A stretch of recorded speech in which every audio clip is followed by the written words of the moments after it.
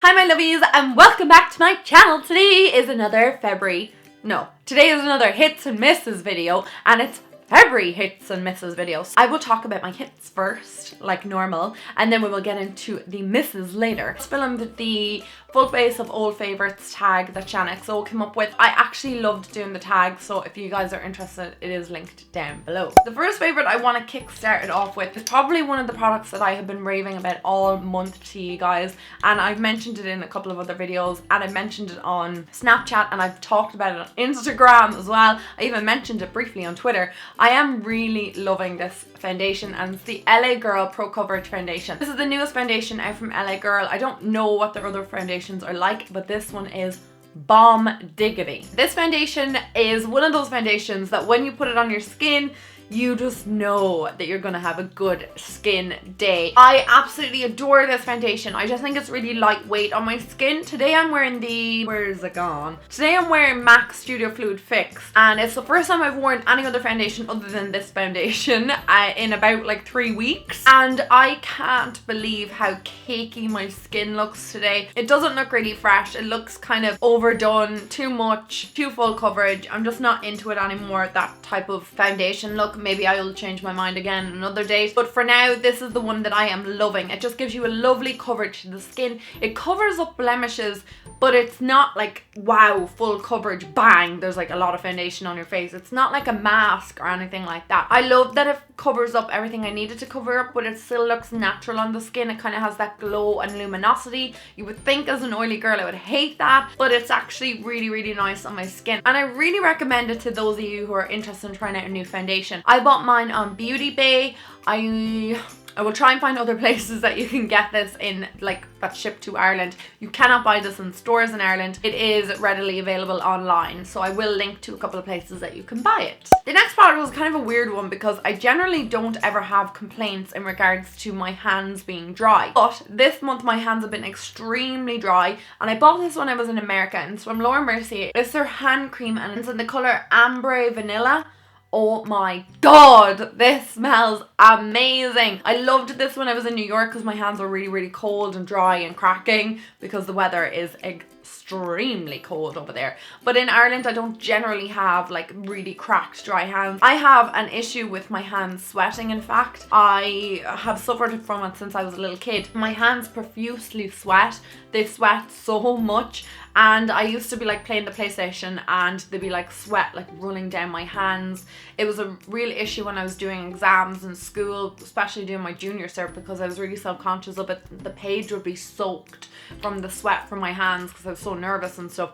I even looked into getting an operation to get it all like fixed and stuff, but it was a bit too invasive, where they actually had to collapse lungs in order to get to the sweat glands, which was really, really, really odd. And then they said to me that the sweat would move from another area, so I just learned to live with it. So because my hands do be kind of sweaty and clammy a lot of the time, they don't suffer from dryness, but this month they have been dry because the weather's been particularly cold. So the Mercier hand cream has been a lifesaver. I think you should be moisturizing your hands anyway, regardless of if they're sweaty or not, just to kind of keep moisture into your hands. So that's my story of the sweaty hands and my favorite hand cream of the month. This product is a new discovery. I only purchased it at the end of January, so I was using it all February long. I wanted to do a first impressions kind of full face of first impressions, but I gave in to this product and I couldn't wait to try it. I love when you discover you have lipstick on your teeth 10 minutes after starting your video. This is a one heck of a block primer. This is from Soap & Glory. You can buy this in Ulta in the US. I don't know about Canada. In Ireland you can get it in Boots, same as in the UK, and Superdrug ship it to Ireland as well, but you can get it in a lot of places. Europe, I'm not really sure about. It's made in Switzerland, so I'm presuming you can get it in Switzerland as well. It is an amazing primer, so for those of you who suffer from large pores or oily skin, this is definitely going to be the primer for you. I feel like this just kind of blurs over my face. This is the first day I haven't used it in weeks. I mean, since I bought it, I've used it nearly every day. There is so much product in this. This is definitely going to be my new favorite primer, and one that I recommend to all of you guys. So before this primer, it would have been like my L'Oreal Blur Cream or one of those type of primers, but this is Oh, this is to die for, guys. Definitely check it out. There is 30 mils in this, so it's gonna last you a long time. I just love the effect that it gives my skin. I love the way my foundation sits on top of it and not seeping into my pores. I just love the appearance of it. I love how it blurs out my pores. It is an amazing primer, and I highly recommend it to those of you who want to pick up yourself a new primer, whether you're oily or dry. I think it's amazing. The next product I want to talk about are my new sunglasses. I am so excited about these sunglasses. This is what they look like. They're from Ray-Ban. This is the case that they come in, and also the lenses are in it. I just want to talk about them for just like a brief second. They have prescription lenses in it. The other lenses are in there. The original lenses that came in it. That's why they don't have the Ray-Ban stamp in it. These sunglasses have saved my life. I've been moaning and groaning and giving out about the fact that I have to wear like my sunglasses over my glasses when I drive because I cannot see. And now I have prescription sunglasses, and that's what they look like. These were actually sent to me by Glasses USA, and I worked with them on a video this month as well, which may be up already. If it's not, it'll be up soon. If it is up, I'll link it in the description bar below. So impressed with the quality of these prescription lenses that I can actually drive. The sun's not going to be in my eyes, and I'm actually safe on the road as well, because that was kind of a major concern of mine, that I'd have to wear like two glasses, one on top of the other, and that I wasn't really safe on the road if I didn't have my prescription glasses on, because I couldn't see things. Like, I'm not blind or anything, but I'm definitely visually impaired, and especially when it comes to seeing things far away. So these glasses have saved my life, and probably other pedestrians on the road as well, because I can now see everybody. So next up this month, I want to talk about a highlighter, and this is from MAC, and it's been a hot minute since I have bought a MAC highlighter. I think it's been like 2 years or something like that. The last one I think I bought was Global Glow or one of those, but this is one of their new extra dimension skin finishes. That's what they're called. I was like, what are you called? And this is in the shade Double Gleam. Came out with loads of these recently, so Double Gleam looks like, but this is definitely by far my favorite one. I will say that these extra dimension skin finishes are probably one of the nicest things that MAC have come out with for a long time. They all kind of have a like duochrome effect to them. So this one is kind of white, and then it kind of has a gold undertone to it, so it moves and shifts with the light. It is stunning on the skin. I apply this always with my Sigma Soft Blending Concealer Brush in F64. I always apply it to the tops of my cheekbones. I'm not wearing it today. I'm not wearing any of these products today because I'm wearing really old favorites today. You would have seen it throughout the month. I definitely did a tutorial, or definitely was wearing it at some stage in the month. My cheeks just glow and radiate when I wear this. It has that kind of like yellow golden base to it as well that just makes it look really nice on the cheeks. It is gorgeous, definitely for medium to light skin tones. I don't know how this would look in a dark skin tone. I mean, you can see there it's quite white nearly on my skin, so I think if you have darker skin tones that this may look a bit ashen on you. They definitely have something from the Extra Dimension Skin Finish range for darker skins. Next up is a lip product, and this is from Lipland. I've never tried Lipland products before, but this is from the Amorisi collection, and it is in the colour Montenegro. I don't know much about Lipland. All I know is that they're an American brand, and I had to get this shipped using GoSend. I didn't really use this very much until this month, and I've had it probably since the summertime. And I wore it this month, I'd say about 3 or 4 times, and you guys would have seen it in videos, and everyone was going crazy for this, and I really liked this on my lips. I thought it was stunning on my lips. Really liked it. The only complaint I have about this colour, and it's always kind of the way with this shade, or these type of shade, is that it can tend to get a little bit patchy. So I'm just going to swatch a little bit for you. So you can see there it's pretty opaque and it's pretty uniformed on the back of my hand, but when you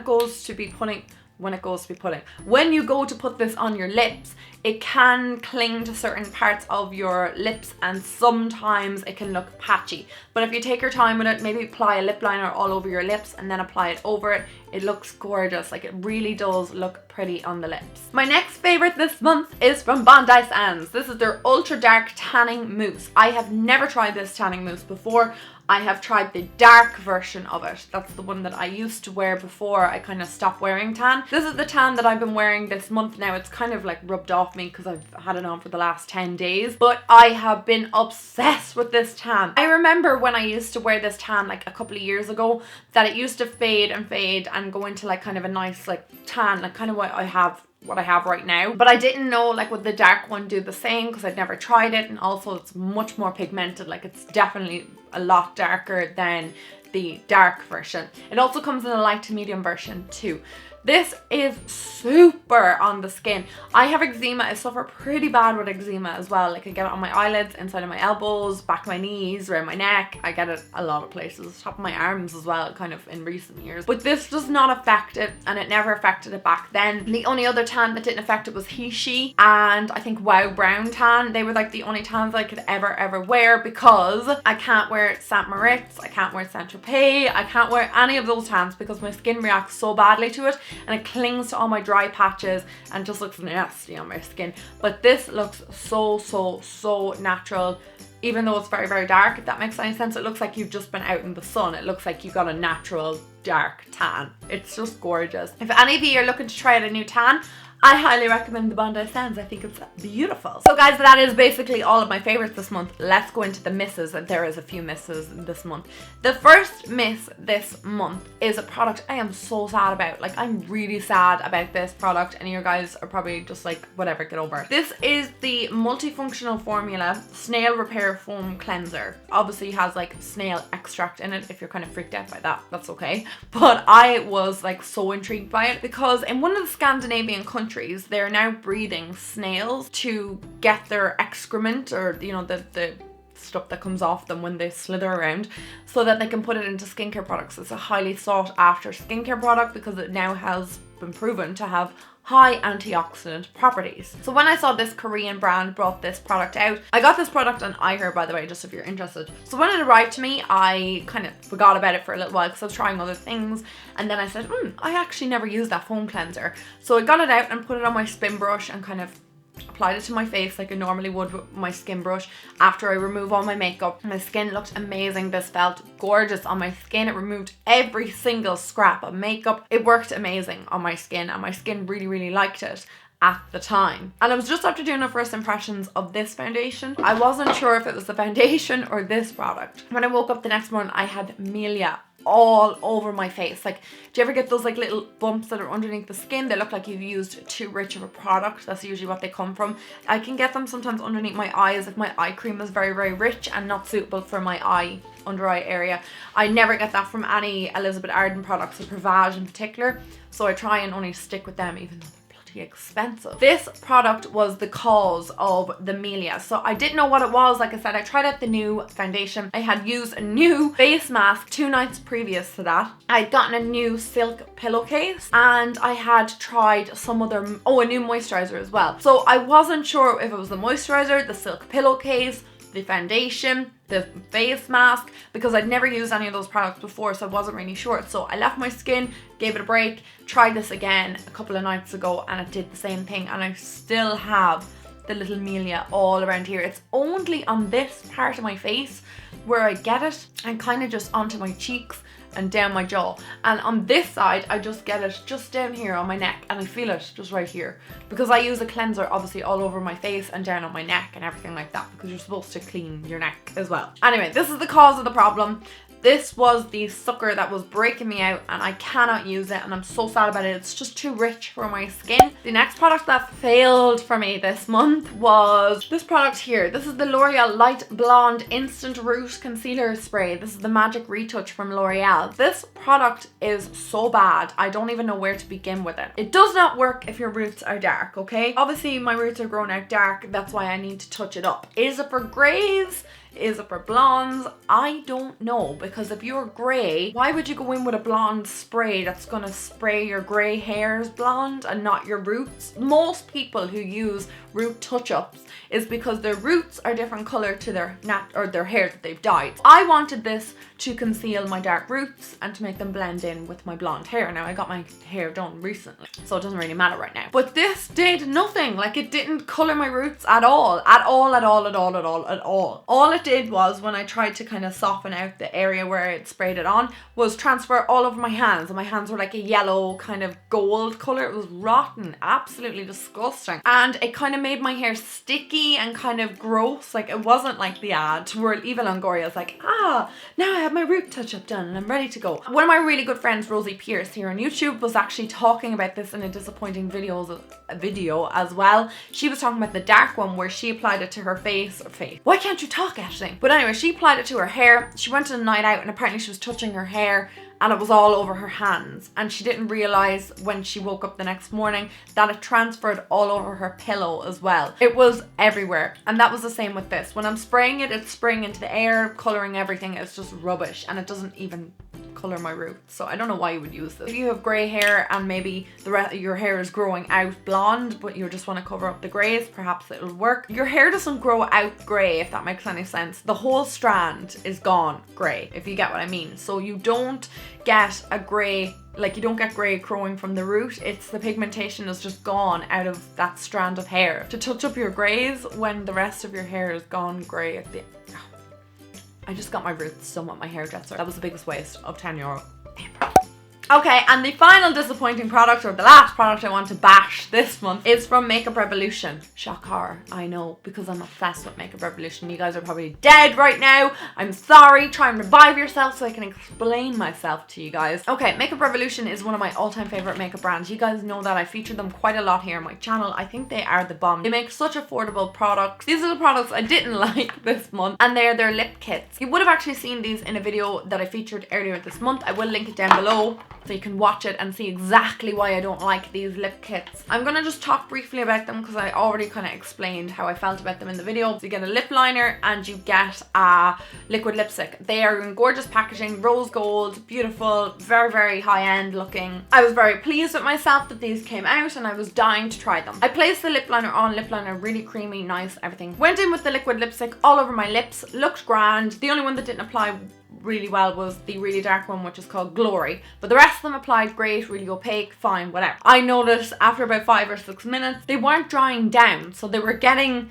tacky. It was just not nice on my lips. My lips are doing this like peeling away thing, and you'll see it in the video. An awful lot of people have told me to try the Barry M lip kits or Lottie London. Lottie London is not supplied in Ireland, but I think I might be able to use some sort of shipping service to get it to Ireland, maybe like Parcel Motel or one of them. I had such a fail with these. These weren't good. I thought they'd be like the Kylie lip kits. They weren't. I mean, somebody out there might love them, but they just weren't for me. That is my hits and misses for February. I hope you guys enjoyed the video. I hope that you had a fantastic February. You had a nice Valentine's Day, whatever you may have done, that everything went nicely for the month, and that you're looking forward to March.